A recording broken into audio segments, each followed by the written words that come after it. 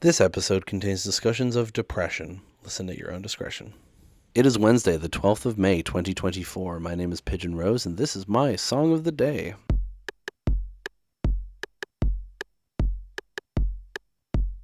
Today's artist is a band that most people think of as a single person, as is so often the case. The lead singer becomes kind of the face of the band. To be fair, her name is in the name of the band, but it originally started out as a collaboration. We're talking about Florence and the Machine. Originally, it was Florence Welch and Isabella Summers decided to form a band together, with Florence being, I think it was Florence Robot and Isabella Machine was how it went. Originally, they formed as a duo, with Florence being Florence Robot and Isabella being Isa Machine, but Isabella Summers is no longer in the band, and people just think of Florence and the Machine as Florence Welch and her band, which I suppose is kind of true now, but just putting that out there at the start, especially because it is important for this episode because Isabella Summers co-wrote this song. But anyway, the song is Dog Days Are Over, and it's a bit of a stretch to be talking about this song in the animal themed week because it's not really about a dog, but I was struggling a bit to come up with some animal themed names, and this is a song I wanted to talk about that had an animal in the name, so shut up. I want to talk about the song anyway. It's great. So, I don't think I have much to say to preface the song itself. We'll just talk about it afterwards. The music video is great, not essential viewing. Yeah, I think we'll just listen to it and come back and talk about it.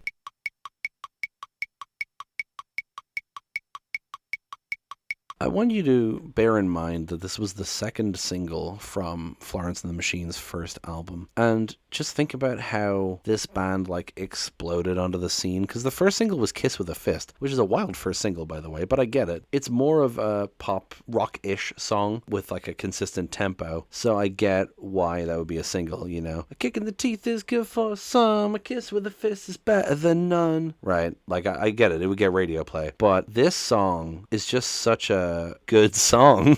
I know that's kind of like a nothing statement, but it's just back to front, real entertaining, really well put together. It's got different, it changes tempo a bit. It's got a harp riff and displays her voice beautifully, and got really interesting lyrics and a great message, which we'll get to. But what an impressive second single, you know what I mean? And the B-side of this single was a cover of You've Got the Love, which I feel like was her biggest. I feel like it was a bigger hit than Dog Days Are Over, really. At the time. Nowadays, she's more known for Dog Days Are Over, I'd say, and some other songs. But You've Got the Love, I feel like was her most played song. I definitely remember seeing it on Q TV a lot. I got into Florence through my brother, and I feel like You've Got the Love was the song that he heard that made him want to listen to her. We certainly referenced it a fair bit. Personally, I love Cosmic Love. That was the one I always defaulted to. Now, like I said, it's a bit of a stretch to talk about this song during Animal Week, but I wanted to, so shut up. You can't tell me what to do. But I will explain the title. So the idea of dog days, it's often a phrase used to days. And the idea that the dog days are over is about, the sad days are gone. We're in happier territory. It's all uphill from here. Now, the specific phrasing of it was actually inspired by a text installment, like an art piece by an artist called Ugo Rondinone. I don't know how to pronounce his name. I hadn't seen it or heard of him until I started looking up this song. He's Swiss, and I don't know much about Switzerland, so I don't know how that's pronounced, but that's his name anyway. And he had a piece called Dog Days Are Over, which is on display in London, and Florence Welch would see it every day as she was riding her bike over Waterloo Bridge. And it's just, I looked it up to see what it is. It says Dog Days Are Over in big rainbow letters. Hell yeah.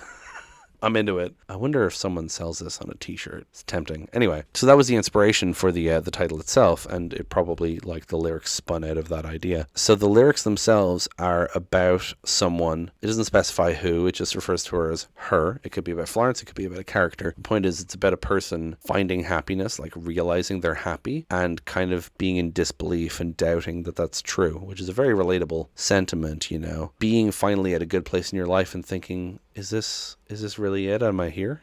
So it starts off with, happiness hit her like a train on a track, which wild opening line, especially because it's sung over a harp. It's just a harp going, ding, ding, ding, ding, ding, ding, ding. Happiness hit her like a train on a track. I mean, the line of the song hits you like a train on a track. It's really, it tells you how sudden and impactful it is, Coming towards her, stuck still and no turning back. She hid around corners and she hid under beds. She killed it with kisses and from it she fled. With every bubble she sank with a drink and washed it away down the kitchen sink. So like I said, this is about like avoiding happiness, not thinking that you're actually going to achieve happiness and running away from it. Like it kind of speaks to self-destructive behavior. From it she fled, she sank with a drink. It's talking about this person being in like a deep depression and not thinking that happiness is ever going to get them, and then it hits her like a train on a track. And then you get the pre-chorus: the dog days are over, the dog days are done, the horses are coming, so you better run.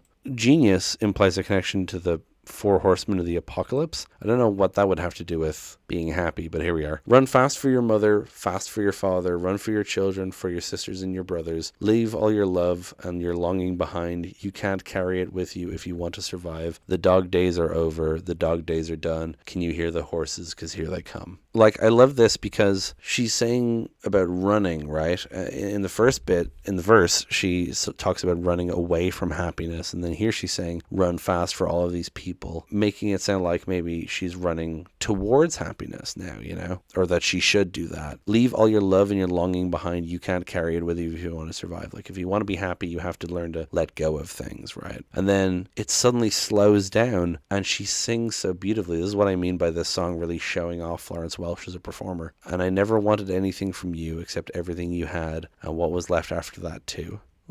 What a lyric. And then it gets back into the happiness hit her like a bullet in the back, struck from a great height by someone who should have known better than that. And then you get the pre-chorus and the chorus and an outro. It's just so wonderfully put, just talking about the impact of happiness, like a train on a track, like a bullet in the back, and how she's running away from it and she should be running towards it, Just really well written, really, really well done. And I love that driving drum beat, that ch-ch, ch, ch, ch. It's just so good. And then when it drops off for a second, it does a ch, ch.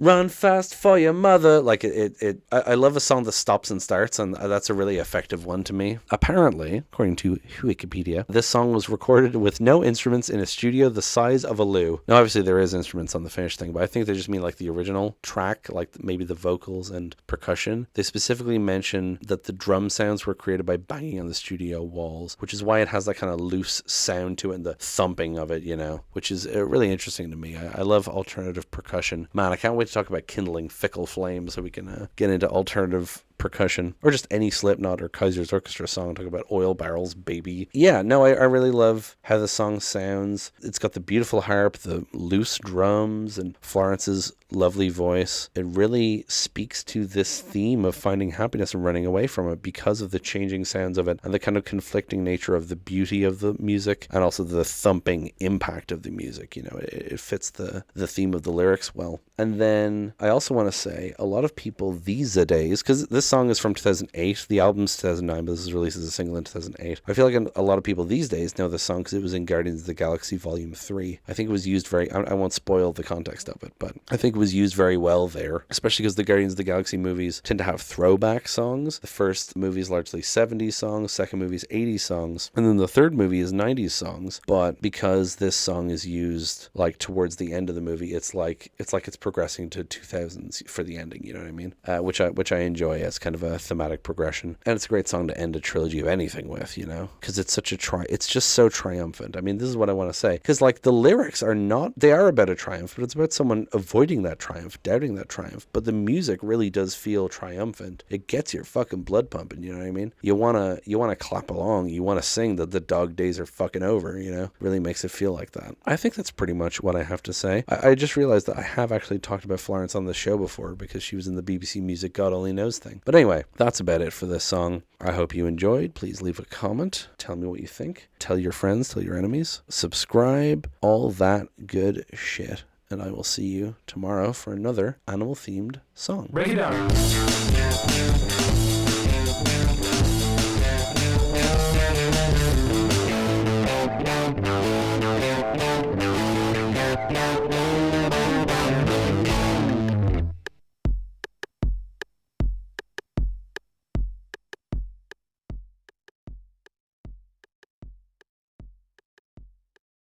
It is important for this episode because It's important for this episode because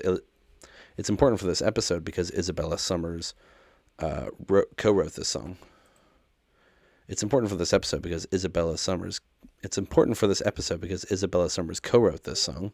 Jesus fucking Christ. I'm fucking this up so many times and getting so many Discord notifications.